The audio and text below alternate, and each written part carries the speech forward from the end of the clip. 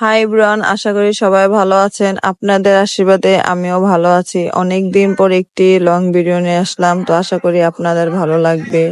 তো আমরা চলে আসছিলাম পদ্মা ফুড অ্যান্ড বেকারিতে, আর ভাইয়ার দোকান ছিল অফ, সেজন্য ভাইয়াকে কল দিয়ে বাসার থেকে এনে দোকান খুলে দেন আমরা কেক নিলাম। আমার বোনের বার্থডে ছিল, তো ওর জন্য সারপ্রাইজ বার্থডে কেক কাটবো রাত 12টার পর। আর আমরা মাওয়াতে ঘুরতে গেছিলাম সন্ধ্যার পর, সেখান থেকে আসতে আসতে অনেক লেট হয়ে গিয়েছে, প্রায় 11টার পর আসছিলাম, সেজন্য ভাইয়ার দোকানটা অফ ছিল। ভাইয়াকে কল দেওয়ার সাথে সাথে এসে পড়েছিল দোকানে, কারণ ভাইয়া অনেক ভালো। আর ভাইয়ার দোকানের কেকের কথা কি বলবো, ভাইয়ার দোকানের কেক 10-এর মধ্যে 10ই দিতে হবে।